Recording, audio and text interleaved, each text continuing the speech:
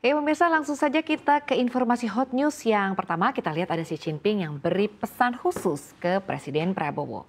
Xi Jinping memberikan pernyataan bagaimana melanjutkan hubungan antara China dan juga Indonesia dengan menjunjung tinggi prinsip kepatuhan terhadap otonomi strategis, saling percaya dan juga saling membantu.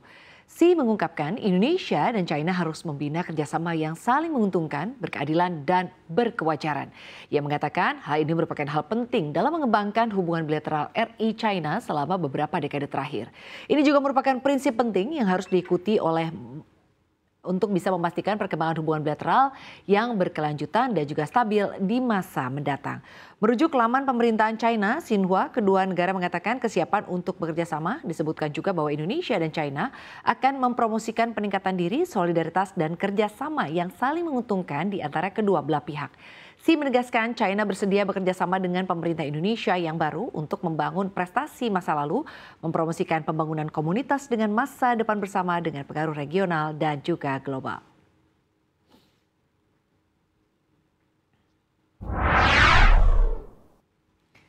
Kita ke informasi selanjutnya, pemirsa. Ada bom waktu Perang Dunia III di Laut China Selatan. Perebutan wilayah antar negara kerap menjadi pemicu konflik bahkan hingga skala global seperti Perang Dunia. Salah satu wilayah dengan potensi eskalasi konflik paling tinggi adalah Laut China Selatan yang lokasinya berdekatan dengan Indonesia. Profesor dari University of Tennessee, Krista Wigan menyebut saling klaim penguasaan terhadap LCS berpotensi menjadi bom waktu yang dapat memicu Perang Dunia Ketiga.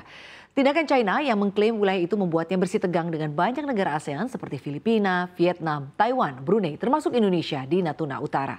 Klaim ini pun menyeret Amerika Serikat yang merupakan rival dari Beijing. Wigan mengatakan Amerika Serikat memiliki kepentingan tidak langsung karena LCS dinilai memiliki lokasi yang sangat strategis. Sengketa China di LCS juga mencakup wilayah yang termasuk dalam zona ekonomi eksklusif seperti dengan Filipina.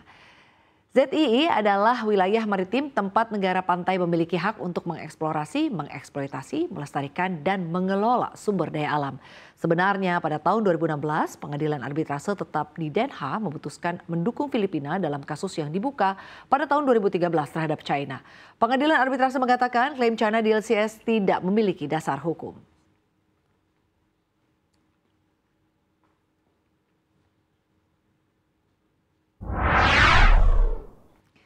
Pemirsa, kita ke berita selanjutnya, yakni Ukraina yang meluncurkan serangan ke Moskow.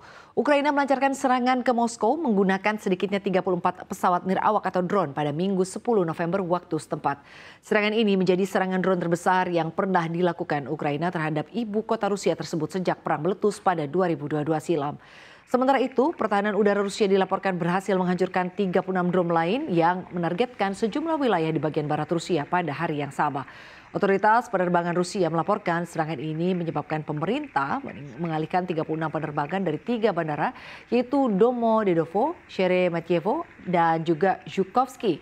1 orang dilaporkan terluka di Moskow dan sebelumnya Rusia juga memecahkan rekor dengan melakukan serangan 145 drone dalam 1 malam ke wilayah Kiev. Pemerintahan Ukraina mengklaim berhasil menembak jatuh 62 drone di antaranya. Dan Ukraina juga menyerang gudang senjata di wilayah Bryansk, Rusia dan mengklaim 14 pesawat drone yang berhasil mengenai sasaran.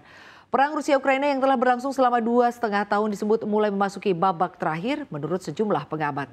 Prediksi ini muncul setelah pasukan Moskow berhasil memperoleh kemajuan paling pesat sejak awal perang dan Donald Trump terpilih sebagai Presiden Amerika Serikat ke-47.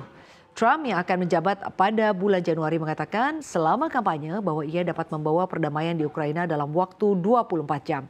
Namun yang menjadi pertanyaan paling besar adalah bagaimana ia akan berusaha melakukan hal tersebut.